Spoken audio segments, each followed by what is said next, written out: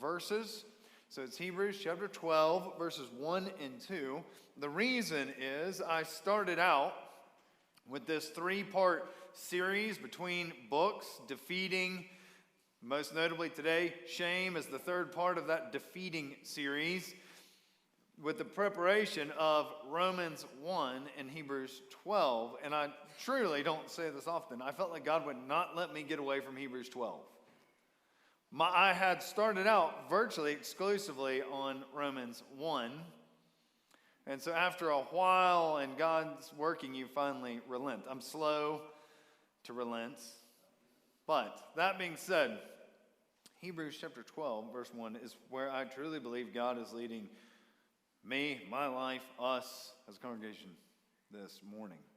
So with that being said, I'm going to pray that God will intervene in your lives like he has been in my life, and then we will be, Lord willing, prepared to read his word together. So would you join me in prayer? Father, the need for us to empty our pockets, remove weight, so that we might pursue you more faithfully. I believe, Lord, is being demonstrated as being very untapped in our lives. And so, Father, I ask more than anything else that singular concept would be especially pronounced in our hearts, minds this morning, to such a degree that we might actually take the concrete steps to lift something out of our lives. And it's in your Son's name I pray. Amen. This is Hebrews chapter 12, the first two verses. If you would please stand as we read from Hebrews 12, beginning in verse 1. Therefore, since we are surrounded by so great a cloud of witnesses, let us also lay aside every weight and sin which clings so closely, and let us run with endurance the race that is set before us, looking to Jesus, the founder and perfecter of our faith, who for the joy that was set before him endured the cross, despising the shame, and is seated at the right hand of the throne of God. Please be seated. Just out of curiosity, any runners in the room? The passage clearly playing on a running idea. Has anybody in the room ever completed a half marathon or marathon? Has anybody ever? My hand's not really up.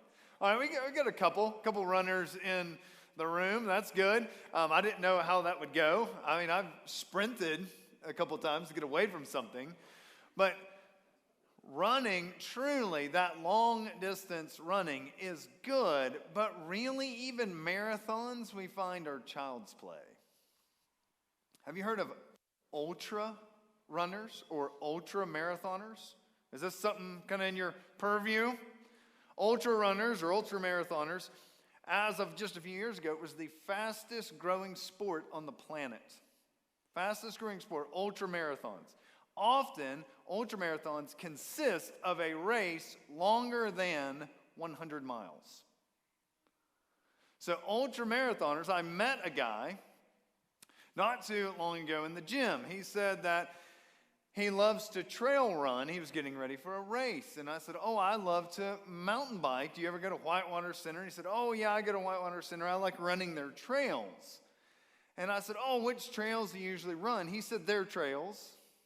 Well, I know there's 50 miles of trails nearly out there. And I said, no, which ones do you run? And so he grinned. He'd gotten me. And he said, I'm prepping for a race. My next race is 50 miles. And he said, that'll be the shortest of the season. Our longest will be 100 miles on trails. Well, then he really knew he had me. He said, yeah, trail running's tough. You know what they would call it if it were easy? Mountain biking.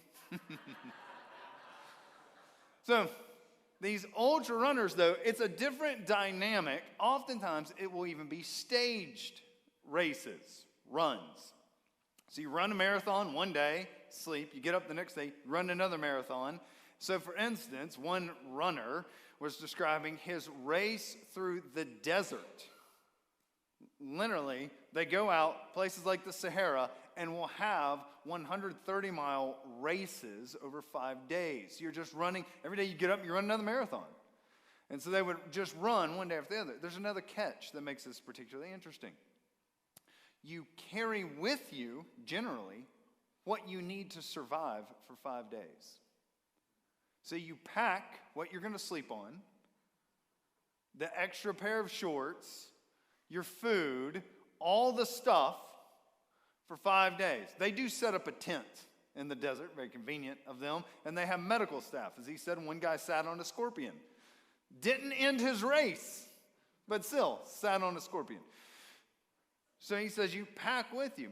However, this one particular author of this ultra runner experience went on to describe it in a little more detail. He said, for pure runners, if you consider yourself a runner, the most off-putting thing about these races is it's not about how quickly you do it, generally. Yes, there is a winner. Somebody crosses the line first. What he was saying is, runners want to run the entire time and want to do it in such a way that they get a better time consistently. He said, this race, most of the time you're running, he said, what you find is you're also often walking. It's just impossible for your body to sustain some of these distances. So in his case, running through sand. Have you ever tried that, soft sand? Running through sand, one marathon after another. He said you get to the point where you've pulled something is strained, you just walk. So really, in many respects, it's just about, can you traverse this number of miles? Is it within your capability to go 130 miles? Is it within your capability to go up to hundreds of miles? The parallel, though, is more what Paul's describing than what usually gets played on with these verses. People talk about running. There's multiple running metaphors in the Bible. We often hear life's a marathon. Life is not a marathon. That happens in one day and it's over with. You didn't have to pack anything with you. It's much more. What is being described here is this ultra run. It's going to go on 4 days. And it is more about, can you endure than do you have an ability to go quickly? Paul is telling you the Christian faith is about enduring.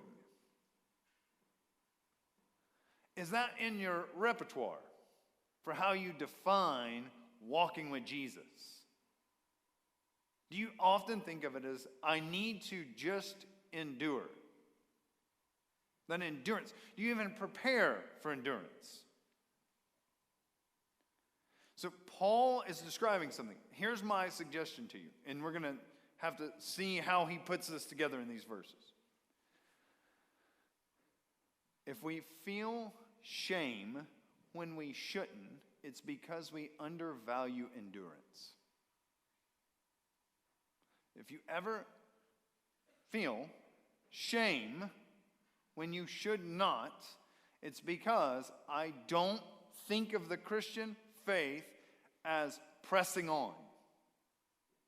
I think of it in some other terms, but I don't have that concept in my mind. So he puts those ideas together. How, why, I think, is the crux or the key. So here we are this morning. Here's our path through these couple of verses. First, just the endurance run of faith. Paul, the writer of Hebrews lays it out. Secondly, the motivation. What would motivate you to do this endurance run? Thirdly, we need a pioneer who's gone before us. But then lastly, and maybe most notably for us this morning, learning to run weightless. So we'll walk through this endurance, motivation, pioneer, and weightless. This endurance run, The endurance is quite literally the focal point of both verses. What I mean is the writer of Hebrews is very particular. In English, usually the subject of a sentence is what we focus on. Who does this apply to? In Greek, the verb is the focal point. The verb for enduring is what is focused on in both verses. He's saying, what I want your attention to gravitate towards is the word endurance, that you must endure. So endurance occurs 49 times, the word group, in the New Testament. It's a consistent element of the New Testament. And it consistently has the same idea behind it. Continuing on despite unpleasant or difficult circumstances. Very straightforward. Continuing on in the faith despite very unpleasant or difficult circumstances. Here's the word we might not pick up on. Again, this is a little more technical, but here's what he says in this first verse when he talks about endurance. He says, run with endurance the race that is set before us. The word race is how you would understand it in this context. The word we're actually kind of familiar for, it's agonoi. Agonoi is where we get our word in English for agony. Agonoi in the New Testament is usually translated not as race, but as struggle or some variation of it. So it's literally saying, run with endurance the struggle that is set before us. So he's really setting expectations up front in these two verses.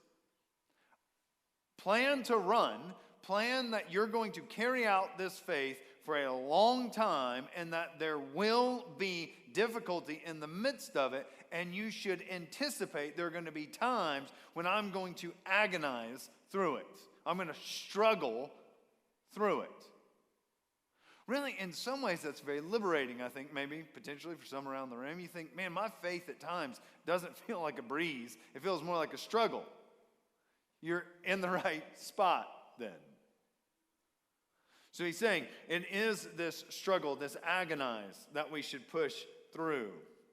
I appreciate the way one author, kind of pondering just struggles in life, though, redirects our attention. Once we get this idea that it's going to be a struggle, it can actually become our source of joy, the passage is saying. So one author, just thinking of struggle in general, writes this: if happiness wasn't in comfort, was it somehow to be found in being uncomfortable?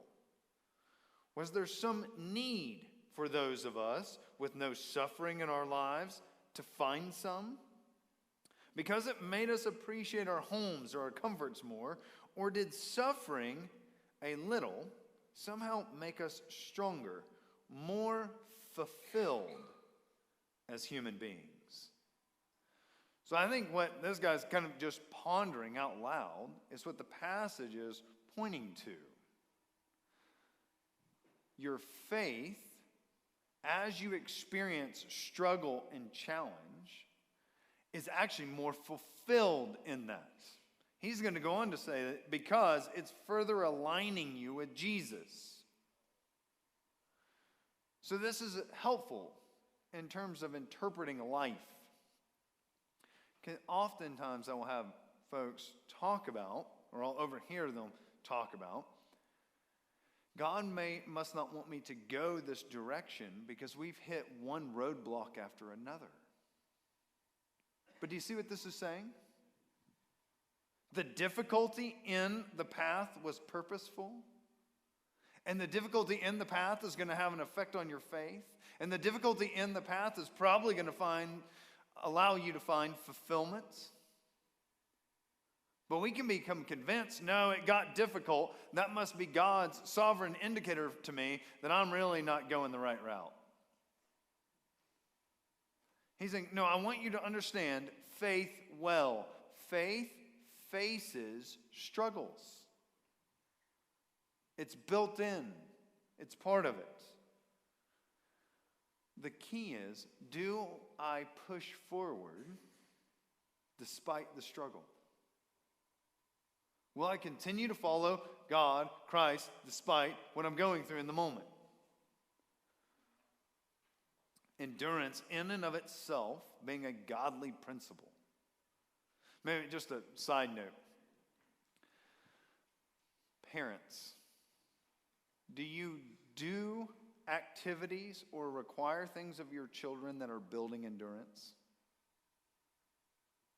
Is that often something you employ in their lives? I want them to grasp that sometimes you push through difficulty and you just keep going. Not you push through difficulty so you can take a break. Right? Get the hard stuff done first. That is the thing, right? Get the hard stuff done first, then you can have the rest of the day to play or whatever. Do you ever, though, push them to endure? Get the hard stuff done and just keep going? It's something you dislike, but we push forward anyways. I think it's preparing them for a life of faith. Nonetheless, here's how he addresses this. So we have the idea in our minds. We're running this ultra run, this ultra endurance marathon. He says, you're running it, and he says, your motivation, though, comes where he started, from this great cloud of witnesses.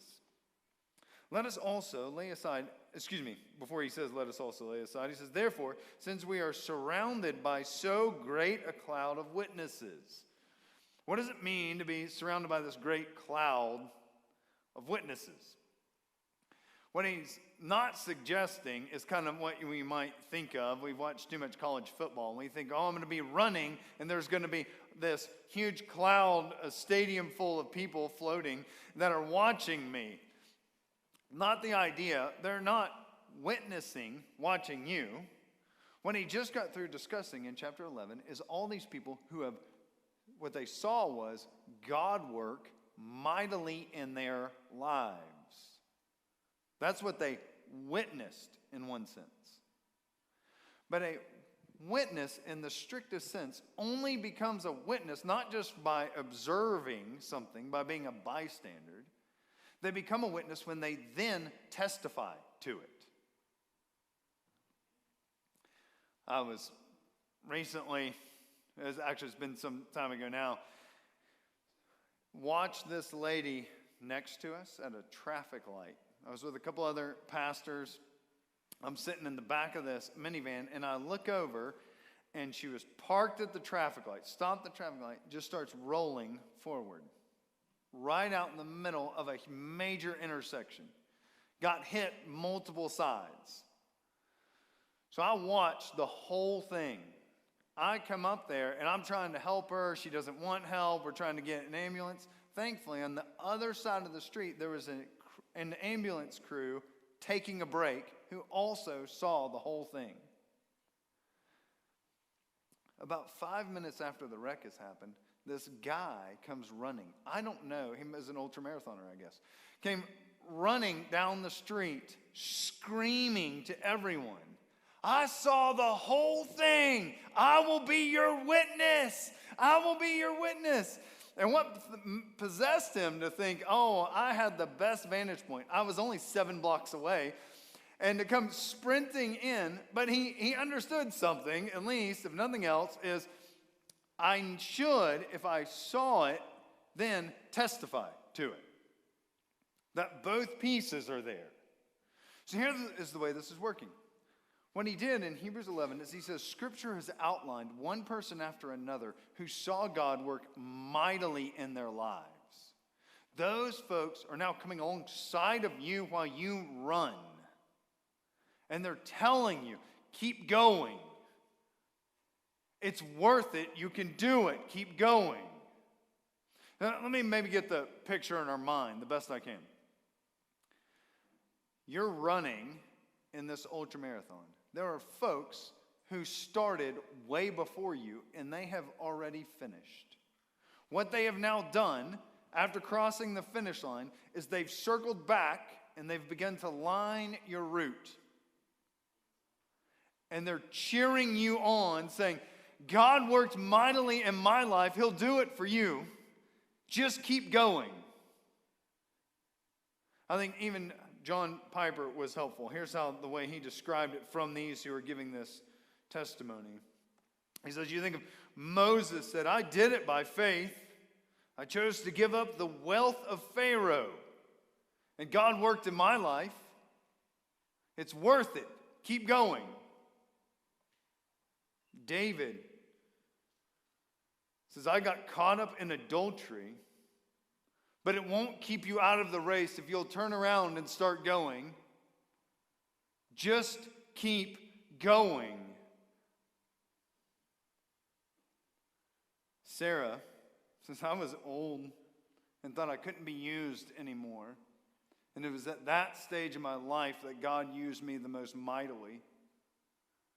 You're getting close, but keep going. Keep going. One after another, through Hebrews 11, they're aligning themselves along this route, and they're saying, He'll work in your life, just keep going. It's more about endurance than it is speed. It's more about endurance than it is sponsors. It's more about endurance than anything. It's just, even if you've got to walk for a little bit, keep going. Continue in the faith. So, life is this ultra marathon. But we've seen people go before us. We know it can be done. The question is, how do you go about it? Which route do you take? To which he wants us to turn next. And you're going to become the witness at this point, right? The witness first saw what God did. So he tells us, look. In verse 2, looking to Jesus. And then we find out he is the founder or pioneer. So we're looking to this pioneer and founder and perfecter of our faith. The idea for founder in the NIV, New International Version of the Bible, another English translation, they're a little braver than this translation, maybe less accurate, but still braver. They put the word pioneer for founder. Founder is more the correct sense of it. Pioneer, though, gives you the thrust of it. It's somebody who has gone before on a route, on a path that no one else has traversed. But they've created a way. We went in Belize. We were on a mission trip. And they said, on Wednesday, we're there kind of for a week. They said, on Wednesday, anybody who wants to, we will take you through the jungle so you can see the howler monkeys. And they said, we know the best route. It will also take you by the mint termites. Well, that caught my mint termites. I don't know what mint termites mean. So we're walking through. What you find out is not all tour guides are the same, because some others went with another guy, never saw a monkey, never got to try the mint termites. Our guide, though, he knew all the hot spots, right? He gets you right under the monkeys, and they're doing their thing, and then he takes you by. They don't taste like mint, they taste like dirt. But he takes you by the termites and tricks you into trying them. And so, he just does the whole thing. Jesus does the route. He knows the route to get you to the finish. But here's what he's saying is, not only does he create a way to do it, he creates the perfect way to do it. He is the pioneer and the completer, the perfecter of faith. So in following him, looking to him, I see how to go about this. So we get two qualifiers for how Jesus did it. If I may, if you look at the verse again, if you got a Bible in front of you, the founder and perfecter of our faith, so if we follow him, we do it perfectly, who for the joy that was set before him endured the cross, despising the shame. Enduring, as we said before, is the point. There's two ways he endured. He endured looking ahead to joy, and not letting any shame redirect him. Looking ahead to joy, there were so many things about enduring the cross that he knew ultimately this is going to be the greatest source of joy.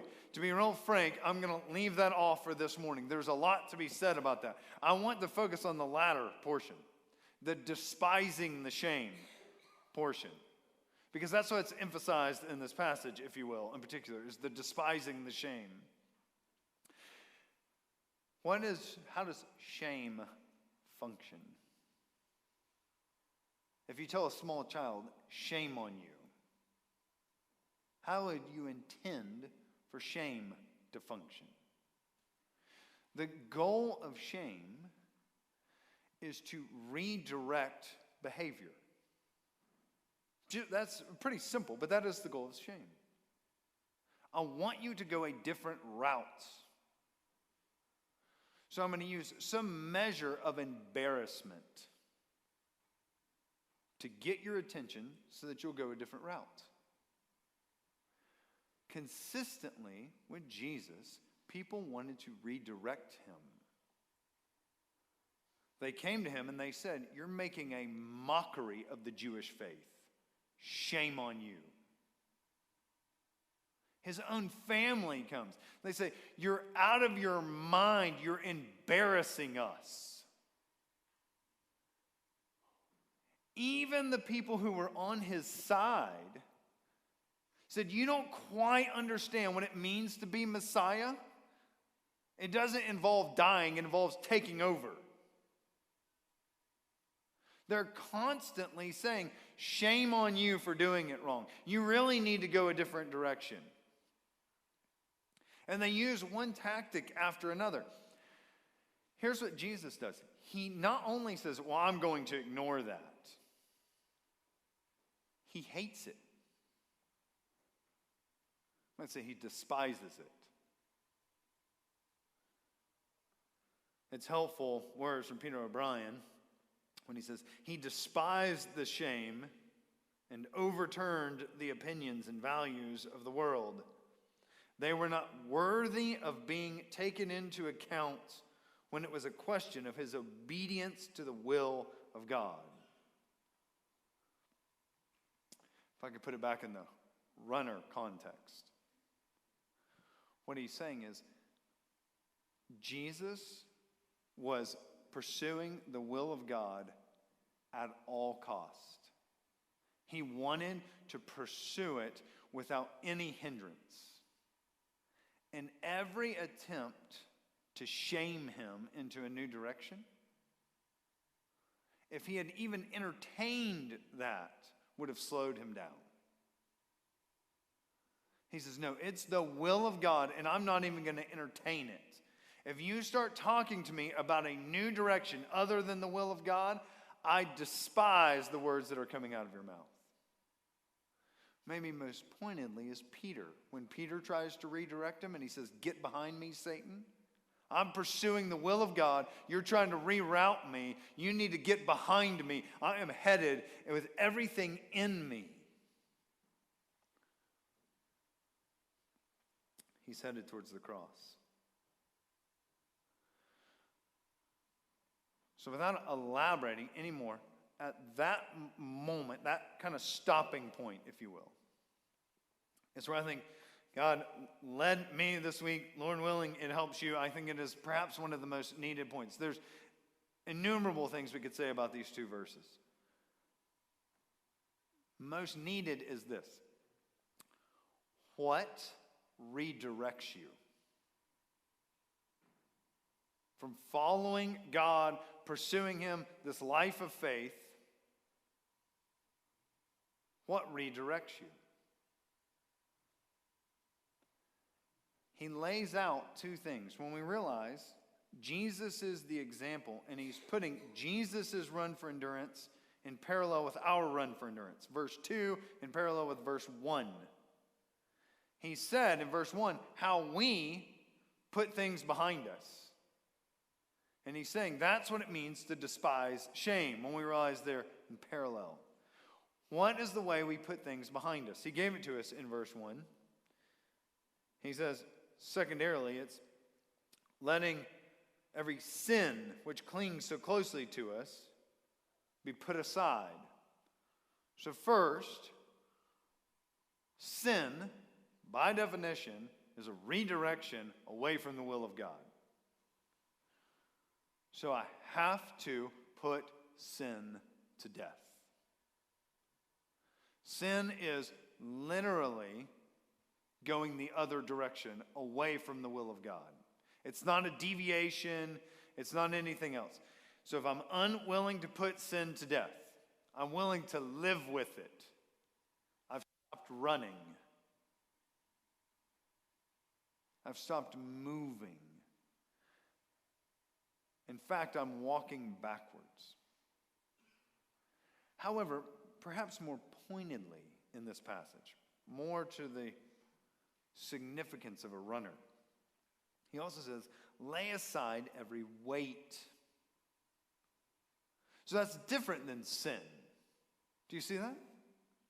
It's not a sin inherently, but it is something that's cumbersome. It is something that is pulling me down. It is something that hinders me from really pursuing the will of God. If we can rest right here for just a moment. Anything in your life that would cause you to be slowed down. I feel like, yes, I want to do the will of God, but I really can't go on life without this. Whatever this is, he says, if you get very serious about running this race of faith, you're going to let that go.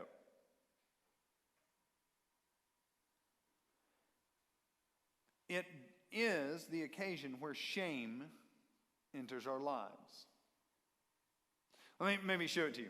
Our ultra runner, Adrian Finn, did numerous ultra marathons. And if you do enough, you can write a book and get rich off of it. In his book, The Rise of the Ultra Runner, he talks about his first race. It was one of those through the desert. And he came to the race as prepared as he could be. He had run marathons before, so he felt like he really could pursue this. So he shows up, and one of the first people he talks to, the breakfast before they start out on their initial leg of the race, the first day, is a lady named Elizabeth. She has really done a lot to pioneer gear development for ultra marathon runners. And so he thinks she's the perfect person to talk to. And so he begins talking to her, how do you keep sand out of your shoes? The short way of her explaining it is, well, not like that. So she's not going to have any chance to keep the sand. She says, you're not going to keep the sand out of your shoes, in essence. Then he starts talking about weight. How important is it really to let go of the weight? He says, people even, from what he's heard, trim their toothbrushes to save weight. He thought, surely she isn't on board with this. She didn't say anything, but carried on with her eating. And I started to think about that. Are he talking about the handle or the bristles? I don't know. So he goes on, and he says, it seems that people are so serious about this weight removal.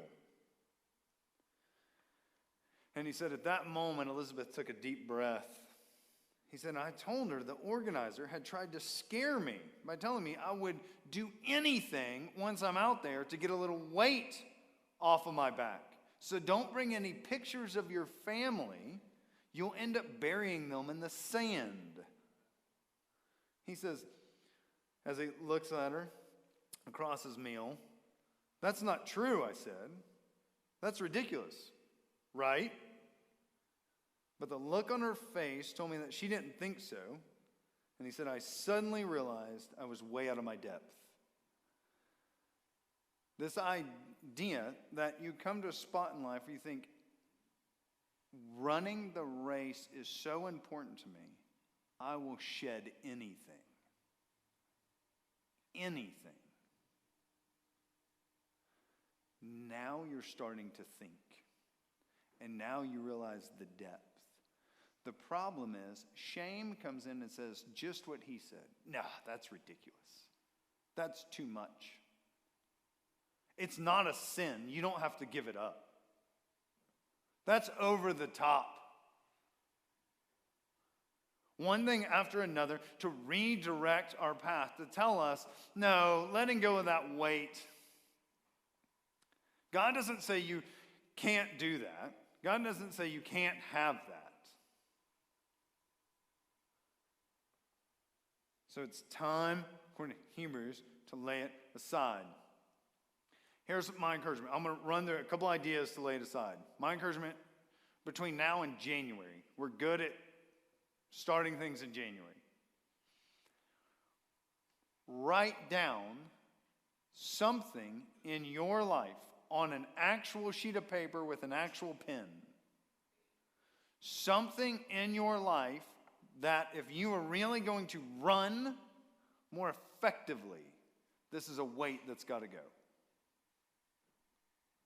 What in your life? The challenge of writing it down is you have to think critically about this. The person who thought, you know what, I bet if I cut my toothbrush in half, I'll shave a couple ounces. That's some creative thinking. I mean, really. It takes that, though, to actually process this. You can't, my brief experience, you can't just assume it's going to happen. And let me take one other thing off the table. You're also going to be tempted to do what I did. Give yourself credit for things you've taken off in the past and assume there's no other weight to take off. What he's saying is, you consistently make yourself more weightless. So my encouragement, just as your pastor, over the next month, be brave enough to write it down on paper. If I were going to be serious about my faith, if it were going to actually mean what I sing that it means, I would let this go. For some, it's going to be things that eat up your time.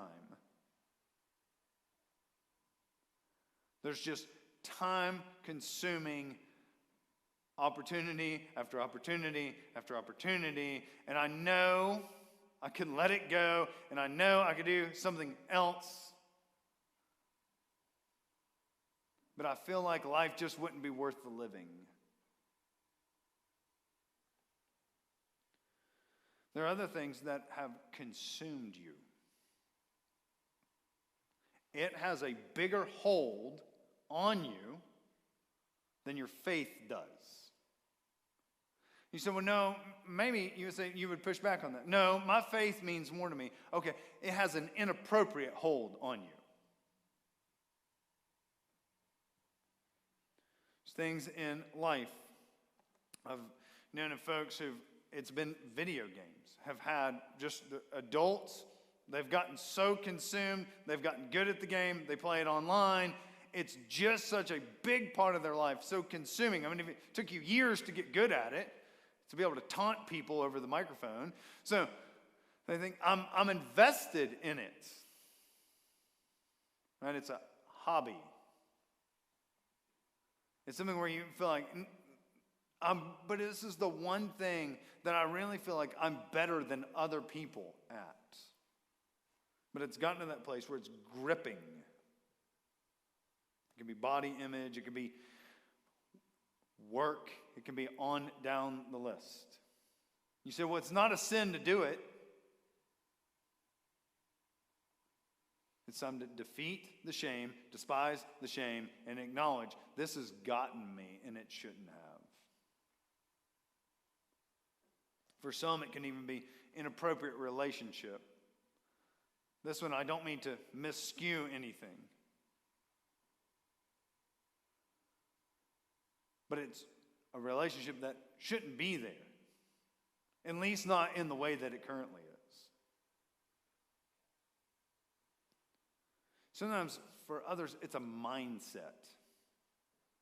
This, I think, was part of what the writer of Hebrews was talking about. He says it's time to let it go. One of the things they held on to was their past heritage. Largely, we know from the writing, they're Jews.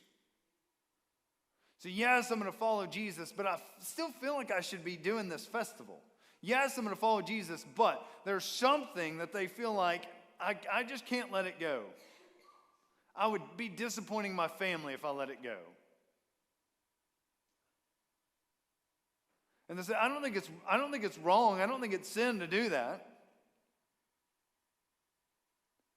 So he's saying it's time to lay it aside. Some, it's simple and almost sounds comical. It can be the fear of missing out. If I really go run this thing, I feel like there's other things I'm going to miss out on. Whatever might be telling you, don't do that. Don't let go of it. That's over the top. It's not a sin. Jesus heard all of those things, and that became the focal point of his despise. He says, if I'm going to run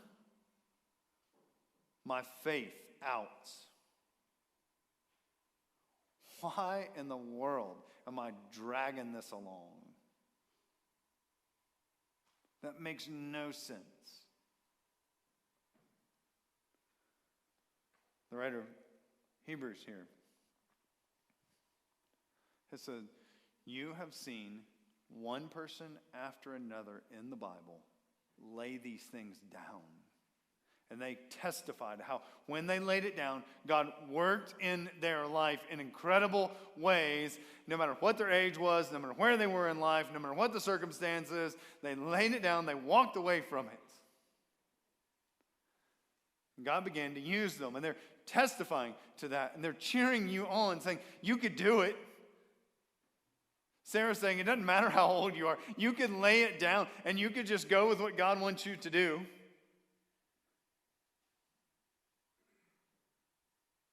Moses giving up incredible wealth and a lot of opportunity.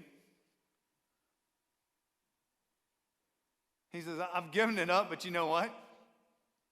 I would have never seen God do incredible things in my life if I hadn't.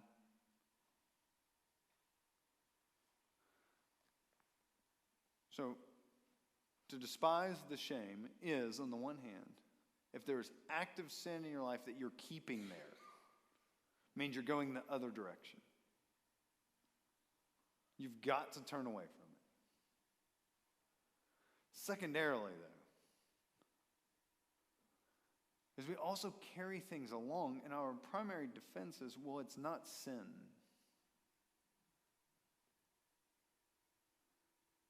But it is hindering you from racing towards Jesus.